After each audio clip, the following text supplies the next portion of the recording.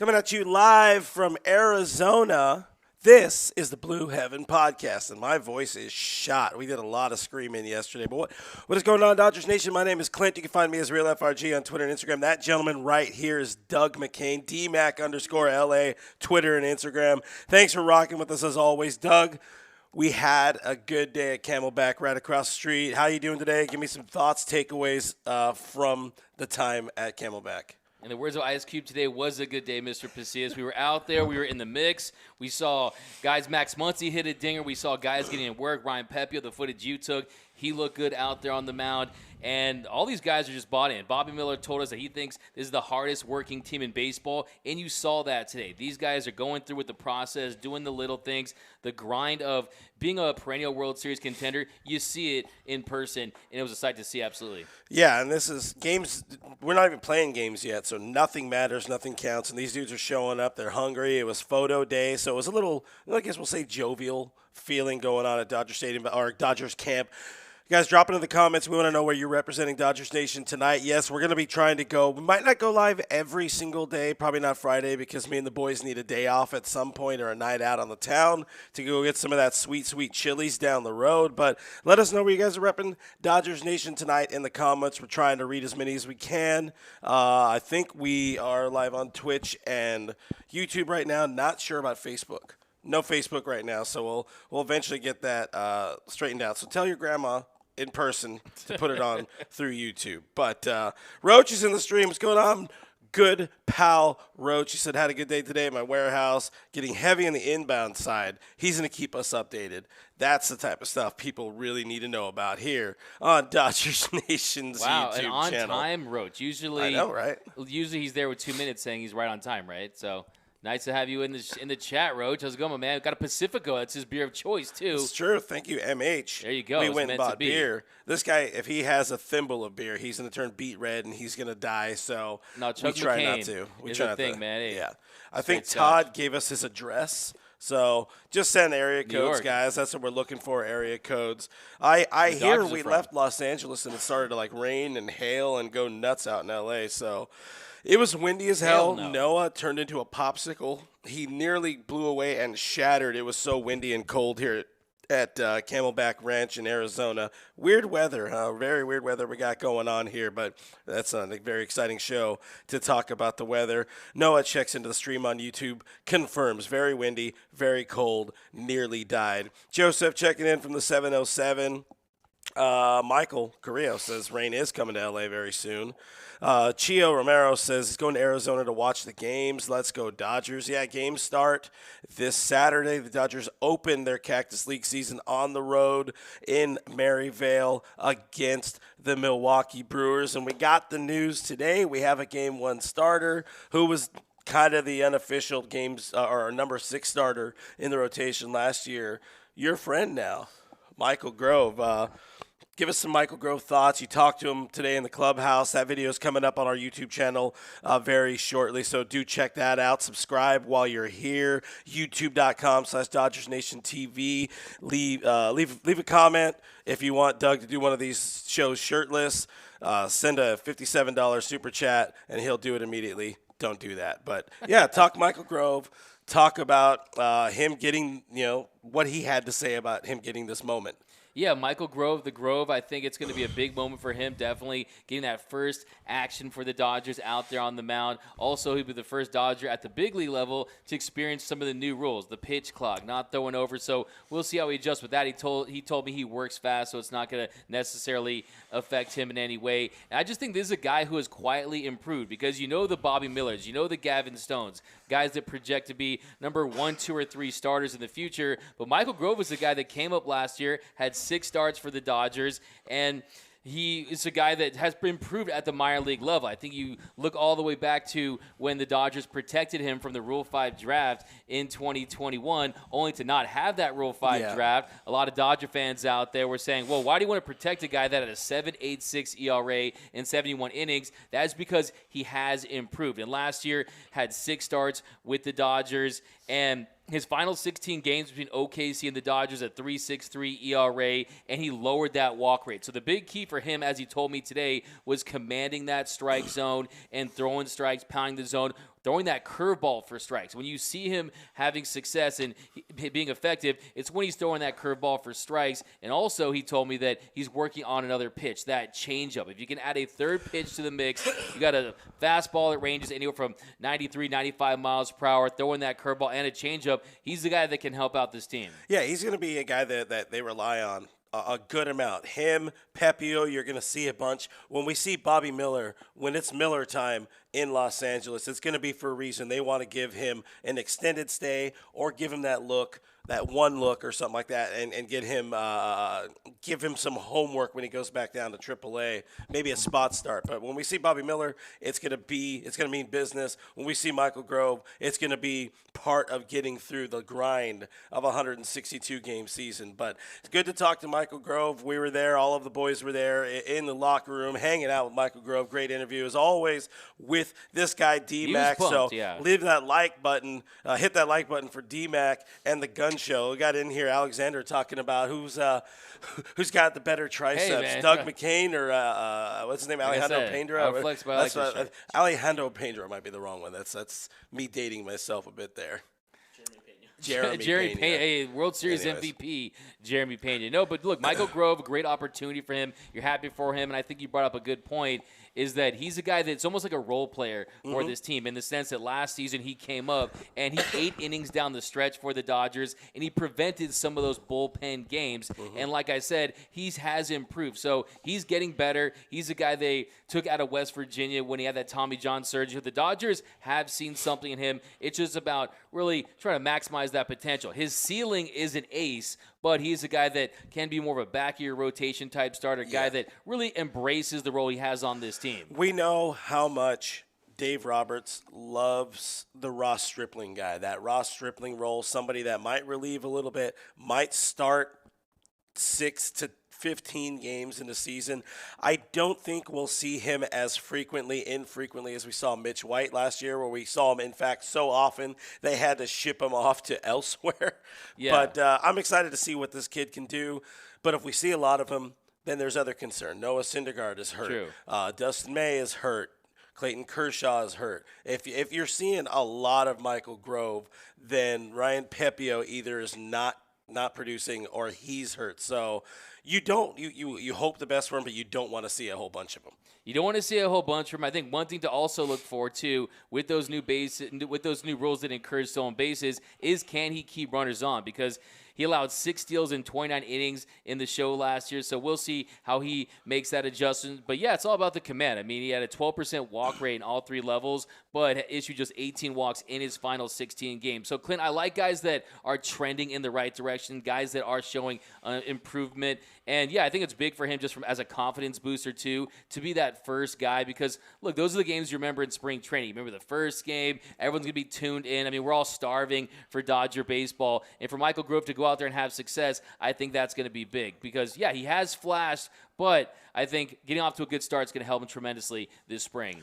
Ernie's checking in from Los Angeles. What's up, Ernie? Joseph from 707, which I think I already said, but if not, Joseph is a Dodgers fan stuck in Giants land, so our thoughts and prayers go out to you. Find the good fight. David checking in, Highland Park. Appreciate you coming out there or hanging out with us. Michael from the 91335, which I believe is somewhere.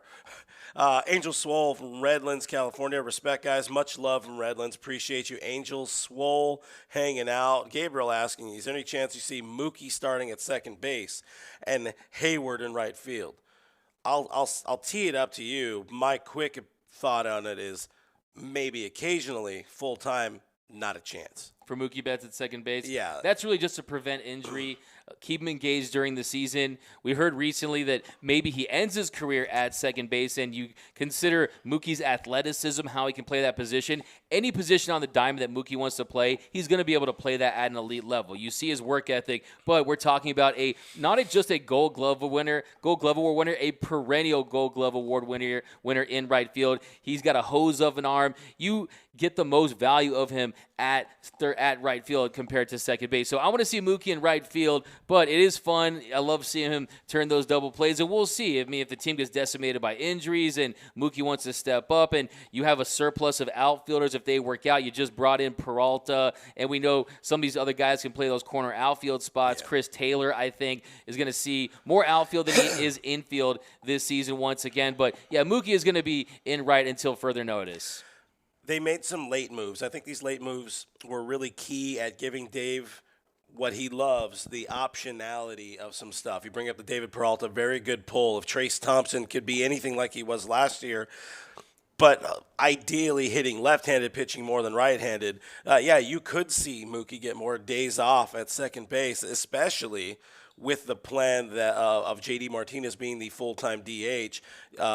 We know DH is a half day off in the eyes of the Dodgers and Dave Roberts.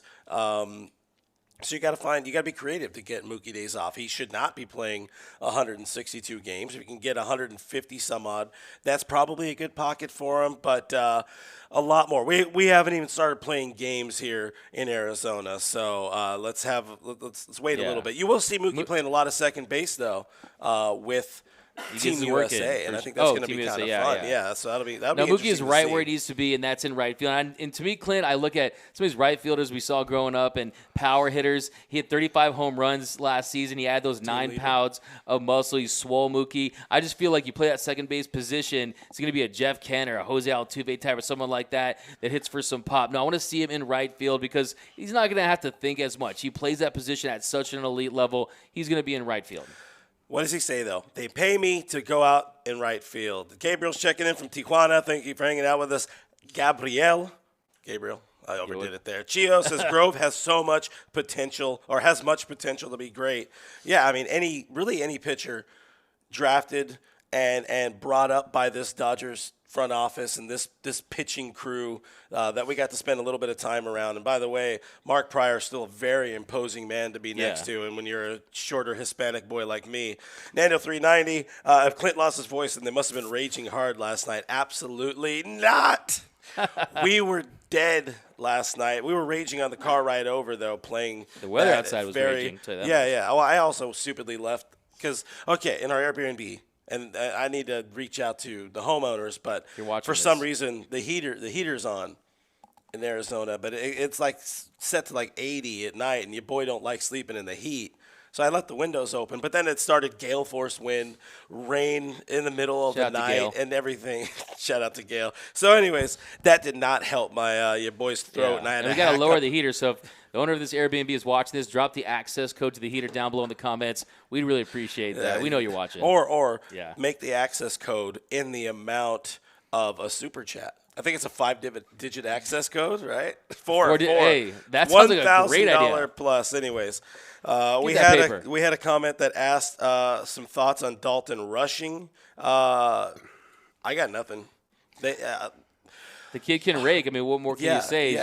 Dodgers doing what the Dodgers do. Exactly. I mean, they have this diamonds in the rough for the diamonds in the rough, the catchers and guys that they know can come up in the system and produce, and that's what this organization does best. And at some point, they are going to have to make a decision with some of these guys, whether to trade them or have them change positions. But, rushing is a guy that has a lot of Dodger fans excited, and for good reason, because the guy, he's got bat-to-ball skills and the ability to rake that are well beyond his years. So I'm excited about him. But he's also another one of those guys, too, it feels like a Michael Busch, who we've seen rake throughout the minor league system, hit 32 bombs last year, and we just haven't seen him get his opportunity. So when you're a fan of the Los Angeles Dodgers, you develop these great prospects, but you also have great players at the big league level, and they bring in guys. I mean, over the last month, look at the talent they brought in. So, it's a good problem to have, but at some point, it does stunt their development. You don't get those opportunities. But that's when you know, though, when they get an opportunity for the Dodgers, then they are truly ready in this organization's eyes, and they're ready to do some big things. Yeah, that was one of the things, and this interview's coming soon, but you talked to Gavin Stone today about, his kind of, an underslot draft pick or overslot, whatever it is, like He was the second to last pick, I think, in the 2020 draft, that shortened 5-round draft, and like what it means coming to this organization, how they breed you to be better at your craft. Well, you're seeing with a lot of the other guys come in here too. They want to come here to be better. Talking to Alex Reyes, he wanted to come here to be better at his craft. So a couple more interviews coming at you on the YouTube channel soon. I scattered all over the place with that. We did confirm, though. I had a real good thought at one point, but then it just went. Alex Core Stoner thoughts. Yeah, you got to get that. No, but yeah, I mean, get back to Stoner, though. By the way, we can confirm he told us his nickname is Stoner, so good times. So Dave Roberts will call him Stoney. 100%. Stoney!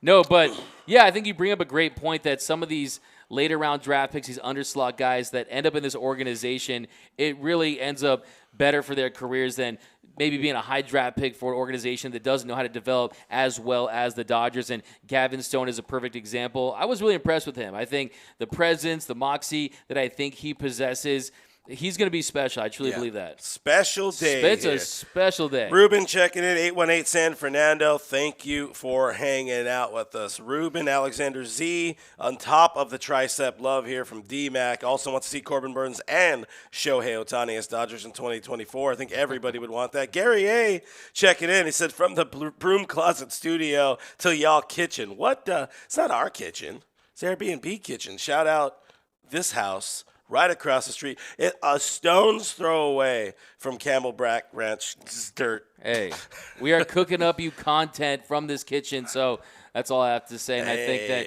this is a. Oh, you guys got to watch Doug. Doug is a master in the kitchen. Like, I did not buy enough mayonnaise at Walmart last night. That's what we learned. I had a little bread and turkey with my mustard and mayonnaise. That's all I'm saying. I like me some mustard and I've mayonnaise. never seen such a wet sandwich. It was squishy, bro. How do you guys like your condiments in your sandwich? Let me know. I like me some mustard. Shout out Carl Buddig, our friend. Rhodey, Tacoma, Washington, checking in. Appreciate you. Joseph Torres, the Padres are better than the Dodgers, 100. We'll see. That's why there's 162 games to see who eventually is better. Freestyle, no cap. West Hills, or West Hills. Hey, represent. Let's go. Let's go. West Hills in the Heezy. R-Dub he asked a number of times about Andy Pages.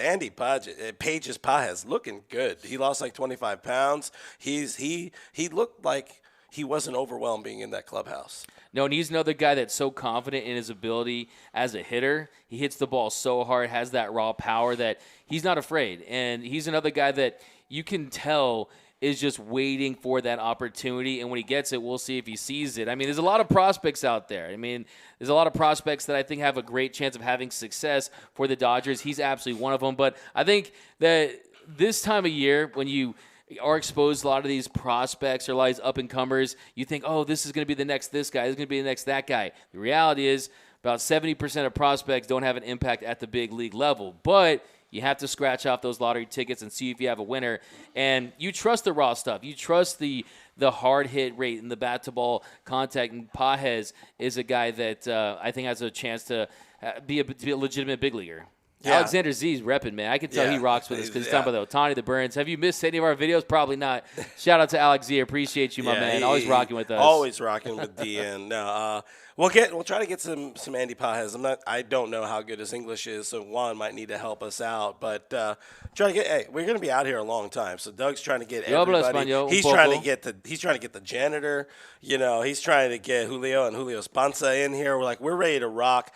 Roll deep on that DN content, so let's go. Alexander Z, fire Dave Roberts, so we are very good. This is a usual stream right now. Craig Osterberg, 3110, the 310, the 310, hanging out with us in the stream. Noah Cameras can confirm that Doug Sandwich looked nasty. Michael Carrillo giving you some advice. Just cook some pasta. It's easy. Doug will burn the water, I can confirm, because he's too worried about making sure he gets you that fire content. He doesn't know how to control the heat. Let's go. Let's get into this. Let's talk a little bit about Sight and Sounds going on at Camelback today. You and Noah, we're getting some stuff in and around the clubhouse. Me and Cody, we're rolling deep on the backfields. We saw a lot of good stuff on the backfields with the pitchers doing their thing. I mean, it's that point where everybody's just going out, stretching, and hitting off each other. Ryan Pepio, was throwing. We got some really good footage on our Instagram of Ryan Pepio throwing. Check it out. More of Sight and Sounds coming up on our YouTube, or probably when you talk to Pepio again this week or next week. Changeup looked good. Dave Roberts very much liked what he saw to Ryan Pepio on the bump today, and I think he didn't allow a hit when he was throwing live BP, if I'm not mistaken. But whatever, the stats don't count in live BP. Yeah, but he was also, he was facing Freddie, Mookie, one note. Oh, that's right. Freddie did get the hit. One thing that was cool in these type of situations when you're paying attention to every little thing, Freddie saw Pepio tipping. And that was one of the things I noticed. I filmed it, so we'll get that out. We'll get a clip out somewhere. But it's like the little things you notice and you find in spring training. It's like he was talking about something, I don't know, it doesn't look very good, but he's talking about something like in his lower hip with the glove in the hand and then all that kind of stuff. So kind of interesting to see that, Freddie Freeman being a veteran. Freddie Freeman, notably, taking over Justin Turner's locker in the clubhouse.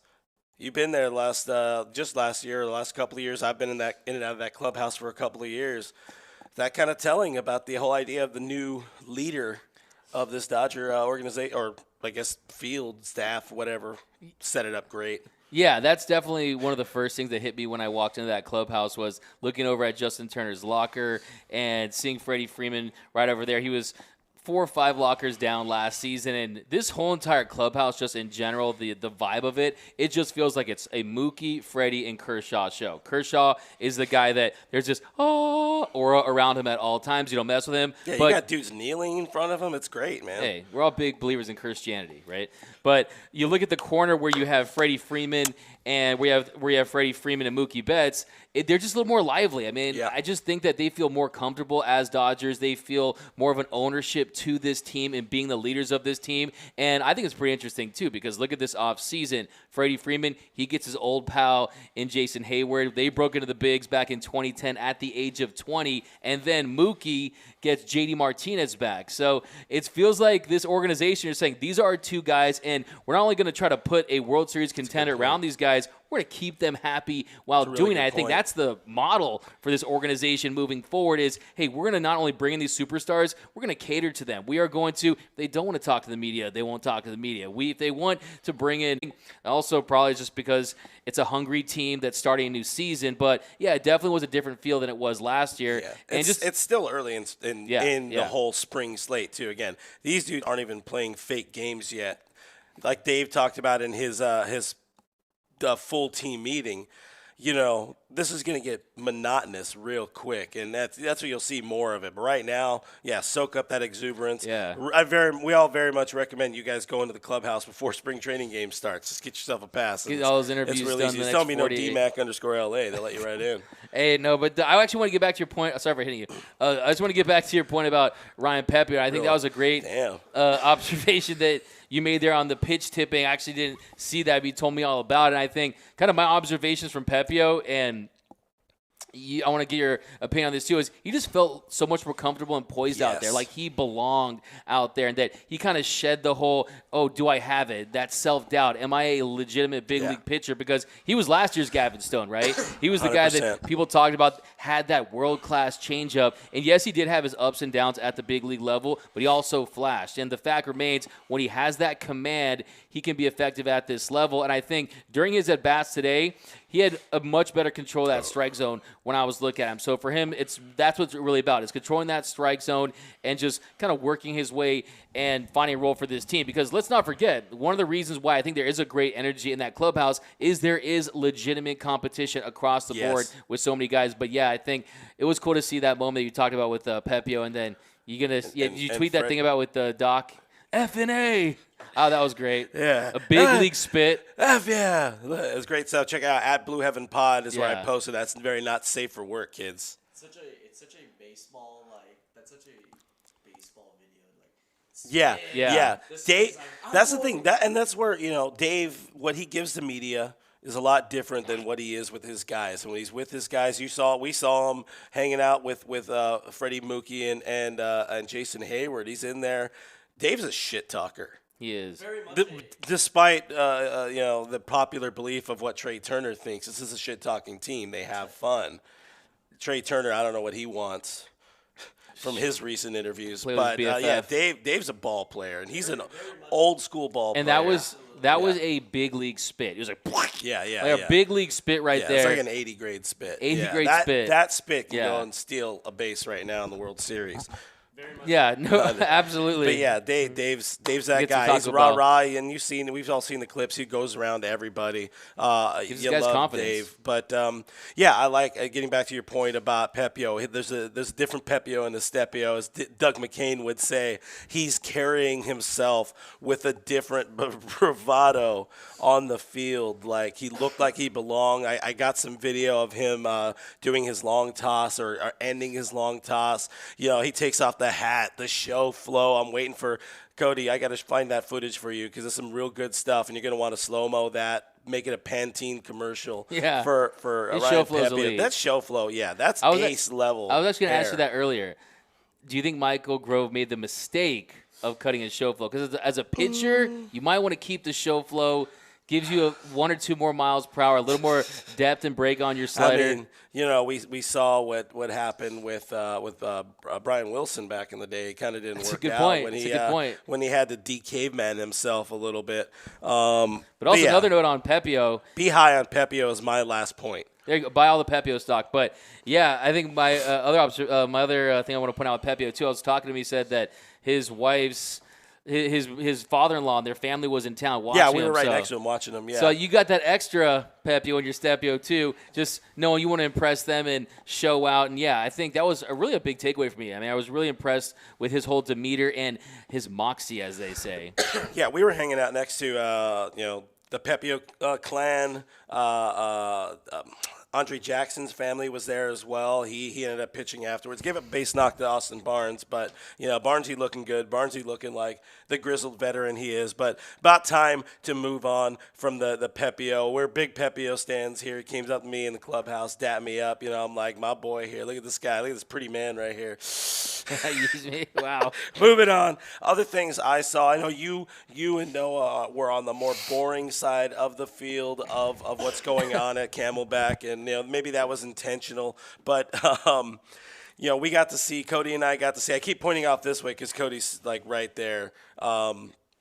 Producer Cody, shout him out, give him some love in the comments. They had good infield drills going on. Right now, defensively, Miguel Vargas does not seem to be hindered at all by that fractured pinky on his throwing hand. He was doing all of his drills at second base and looking good. He was also doing a little bit of work at third base, so they might still try to keep him, mobile on the infield. One thing I thought, I don't know if it didn't. I guess it stood out a little bit. Chris Taylor was fielding grounders at short with Gavin Lux, who we can confirm he has bulked up.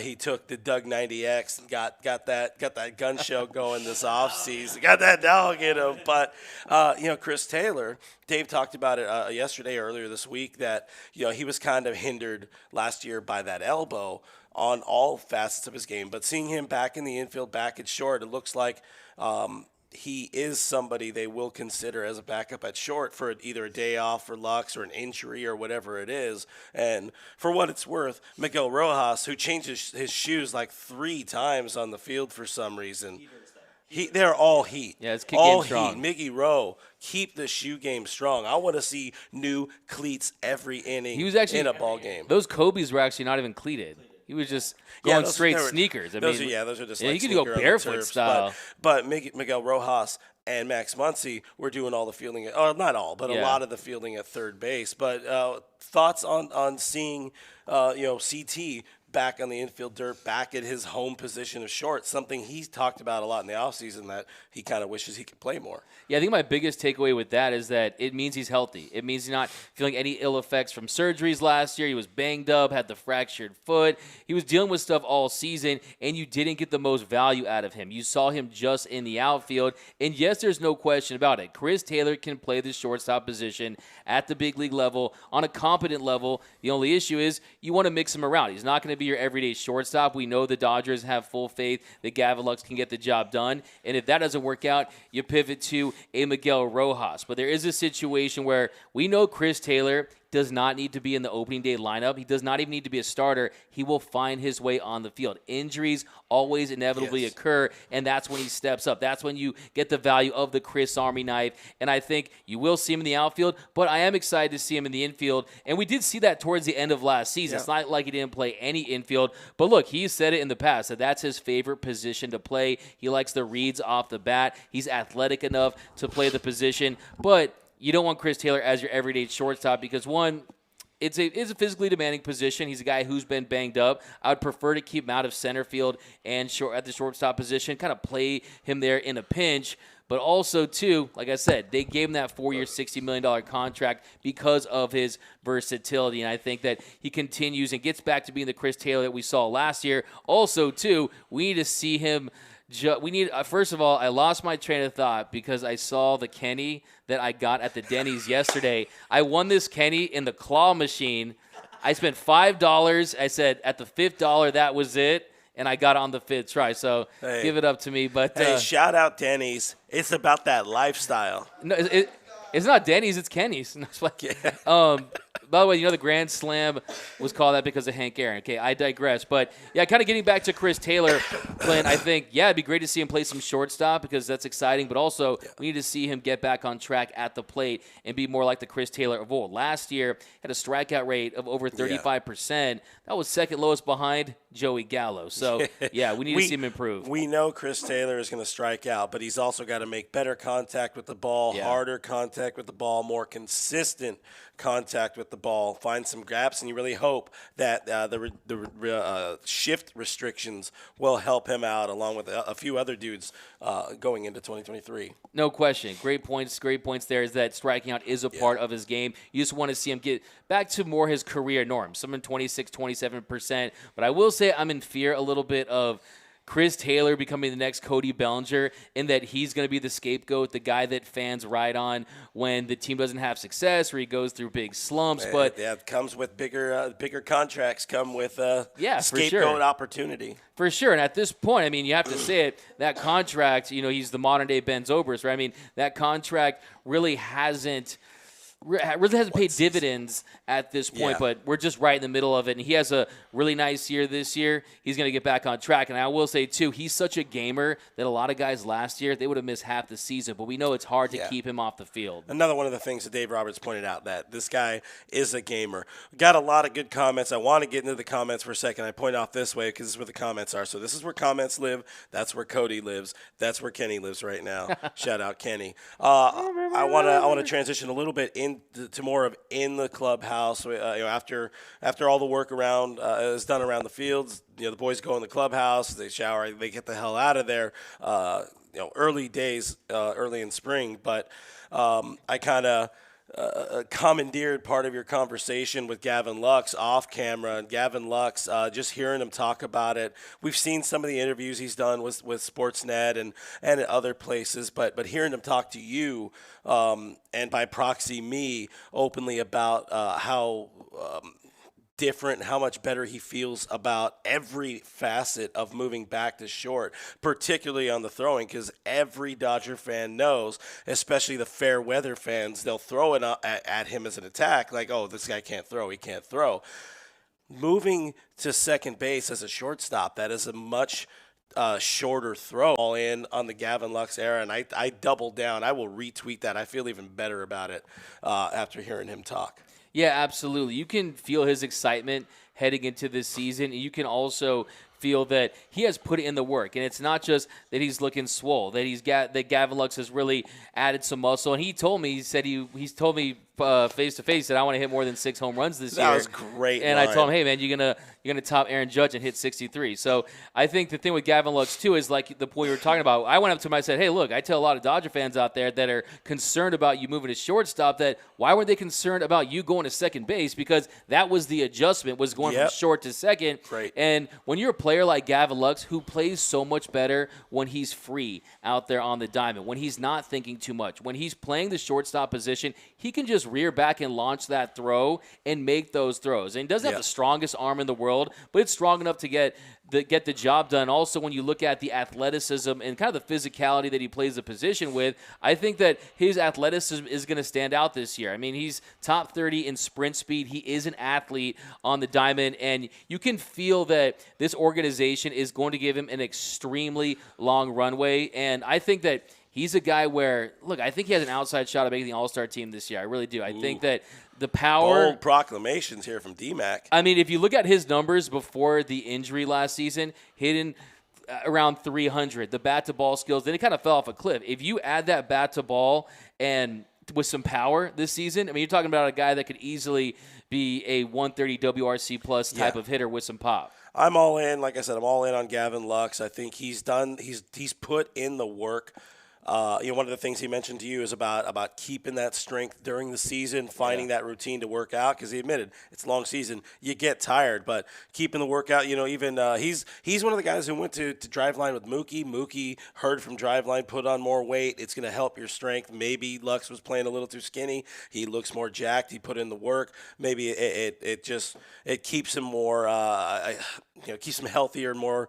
The productivity more sustainable throughout the full course of a 162-game season. Another guy, it's not. This is playing 162 games. That is a bygone era. You don't need to do that. But anyways, we'll have way more on Lux as the season gets we're gonna interview him, closer. But shout out, super chat from our boy, Mr. Rasa Jr., 23, kicks in $100.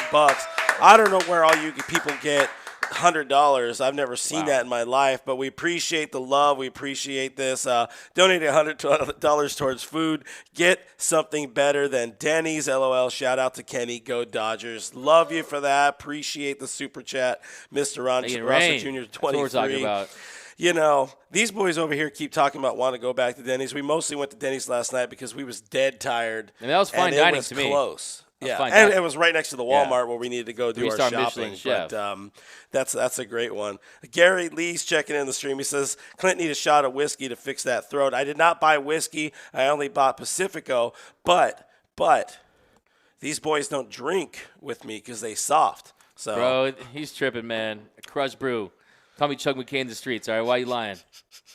Anyways, appreciate all the love in the stream, guys, as always. Let's dig into some of the comments here, and then we'll get more into the clubhouse chats because I do want to talk more about Bobby Miller. Yeah. This guy spent some time with Bobby Miller in the clubhouse today. Carnivorous Lunar activity, going back a little bit, we were talking about the difference in the clubhouse in the post-JT era. Says sometimes change is good. Fully agree on that. We don't need to dive into that too much right now because, again, these comments are a bit further back. Ziggy says, I say we hire Clinton Doug as co-managers and win it all. Let's ride, baby. You down to win a chip? Let's go, baby. Titletown, USA. That's what's in.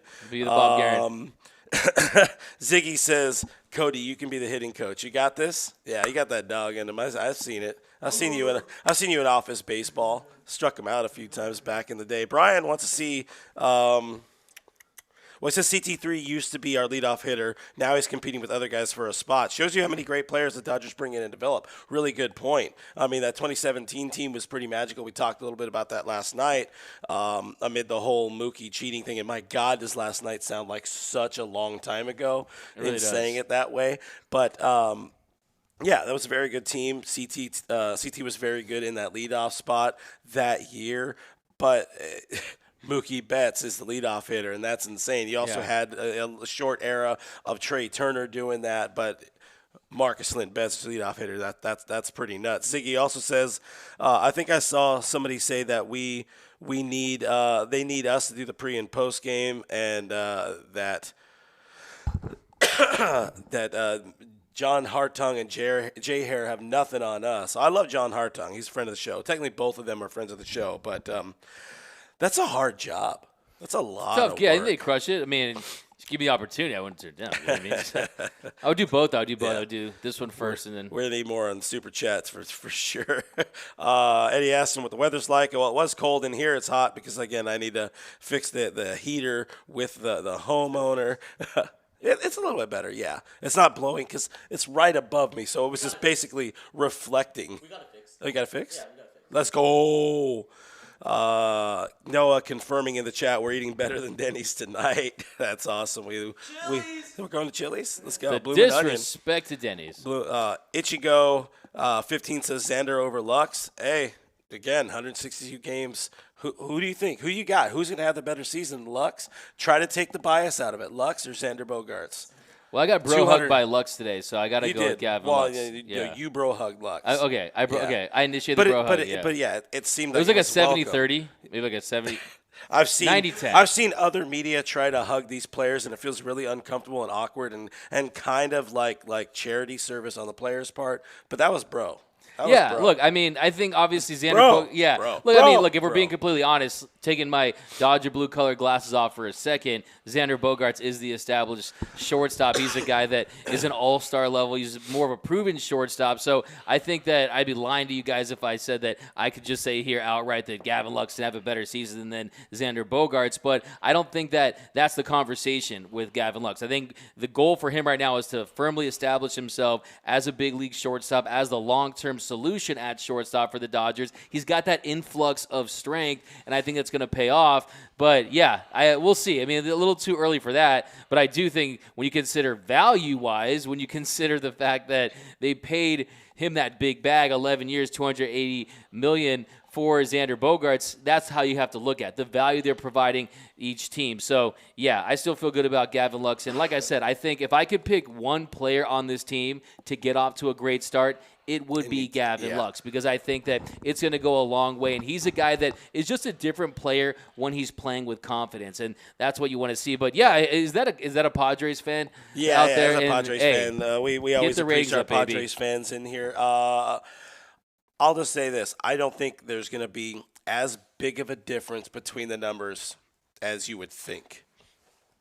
Xander probably puts together a better year. He should. He's getting paid for it. But Lux. Don't sleep on my boy Gavin Lux. I'm just saying. On the road with Gator and Bunny says, where does Vargas fit in? He is, by all accounts, your starting second baseman on opening day. That's the way it feels, and I don't think it's dependent on who's starting. I don't think it's handed base. I think it's going to be all on Vargas at second base. Jamie Lannister said Bogaerts will suck butt in Petco. He can only hit at Fenway. He does have those, maybe the Fenway numbers, that short left porch there with my the green big takeaway is I'm monster. just banking an athlete that starts with the letter X, really. That's kind of my takeaway here for the game. Well, we've learned it's hard to come up with athletes that come up with the letter X or the first name X. But all right, we talked Lux, but let's talk about it in the clubhouse again. This guy's got interviews coming up with a few more players, so stay tuned on our YouTube channel, youtube.com/DodgerStation.TV. Bell, like, comment, money, grandma, all that stuff. But you talked to Bobby Miller today. Really good stuff in B-Mill15. This is a big time spring training for the kid. He got exposure last year, mostly looked good, kind of showed, but didn't get that cup of coffee, probably mostly because of 40-man roster restrictions. But here's a clip that we got from the locker room today from Bobby Miller. Go.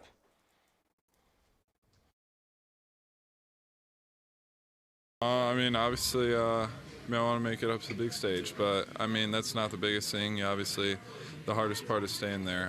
Everybody wants to be a contributor to the team, pitch in the playoffs. I want to pitch in the World Series one day, and I want to do a really good job at it and be a contributor to the team. It's everyone that wants to be great, so, I'm going to go out there and make it happen. And when it comes to this season and some of your goals, what are some of those goals for the season? Bobby Miller.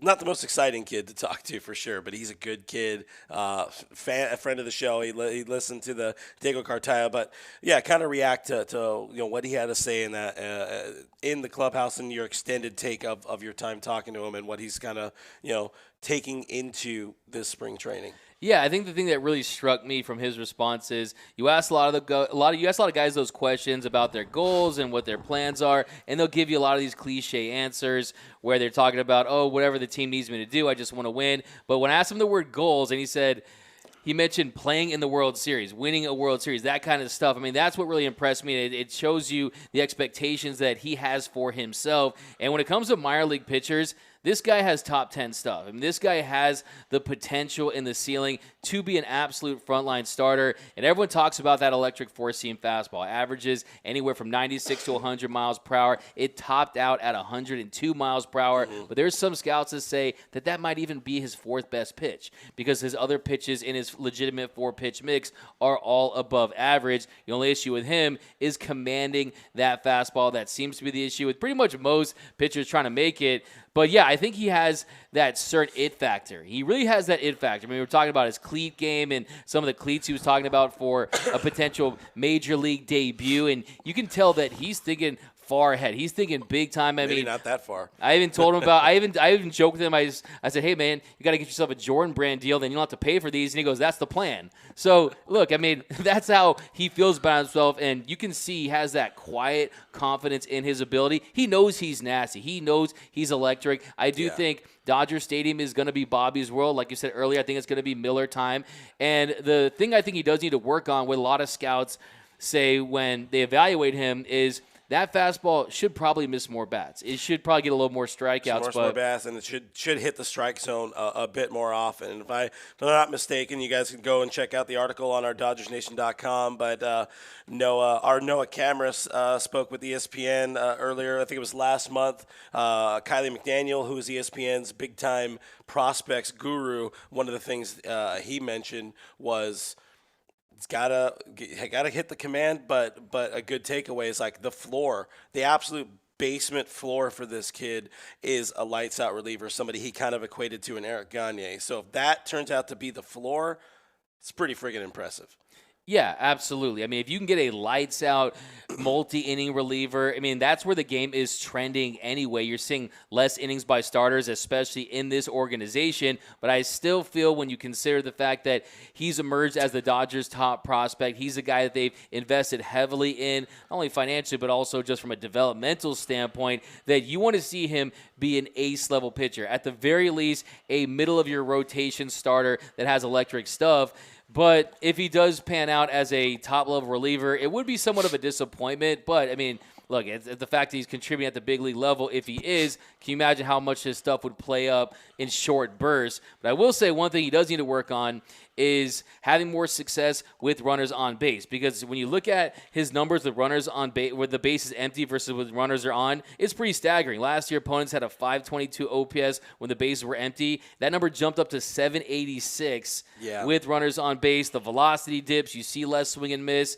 And I think one of the issues, too, is maybe you should, going from the stretch to the windup, he needs to get a little more comfortable doing just that. So he's not quite there yet. But when you see his stuff and the work he puts in, you see he's embraced kind of the Dodger way he talked to me about Clayton Kershaw, how I think one of the things that there's nothing wasted with Clayton Kershaw. He's the hardest worker, and you can tell it's really rubbed off on him. To me, it almost reminds me of a less fiery and passionate version of Walker Buehler from a confidence standpoint. Because Buehler, first of all, I'll tell you first and foremost, this guy can talk smack with the best of them. Walker Buehler is elite in that. I remember reading Pedro Mora's book where Buehler talks about how he went to that clubhouse and told everyone he averaged 97.1 miles per hour, and they're all laugh at him. But he doesn't have that same presence from a personality standpoint, but the confidence is there. And I think Bobby Miller's going to have an impact this season. They're going to either use him in a trade. I imagine we watch this, dangling in trade talks. I love it. But, yeah, I think it's a two-way street. Either he has an impact this year as a starter or reliever, or they flip him as a trade piece. But I think this team is going to keep him. I don't think they're going to trade away Bobby Miller. There's those certain guys that we know this organization does not want to ship off because they did the developing. They know the potential and the ceiling that he has. And I think that, like I said, the Dodgers consider everything, even outside of your ability, and they know that he's a guy that could put butts in the seats and sell jerseys, great on social media, and he checks off all those boxes as well. Be excited about that guy. Be excited about more stuff to come from Dodgers Nation here on YouTube. I think it's about all we got. Appreciate the comments. We're hungry. We got money to go to not Denny's tonight, so I got to make sure I treat our boy Noah over there because he's a very hungry boy. He's been working hard all day. But, guys, we appreciate you for hanging out with us. We will be back tomorrow, Thursday night, live here in the Eclectic Studio. I'm not going to call it. Hanging out with Kenny, our good friend. friend. But while you're online, make sure you don't forget about our giveaway. We're giving away a Freddie Freeman jersey. DodgersNation.com/giveaways. Enter to win. We are picking the winner or announcing the winner next Monday on the live stream right here from this dining table. So it's going to be a very exciting time. While we're gone, hey, our studio, or some people call it the broom closet, our studio that we work out of is wide open. Go to 110studio.la if you want to. You guys want a podcast? It's a great spot to go and do it. Other things, gearup.la, get some shirts, get some hat, get some merch, support the movement, have a good time. Oh, yeah, and follow us on all the socials, LA Sports Report. A lot of good stuff. Rocket ship, movement, everything, yada, yada. Thanks for hanging out with us. Thanks for rocking with us, DMAC says. That is DMAC_LA, Twitter and Instagram.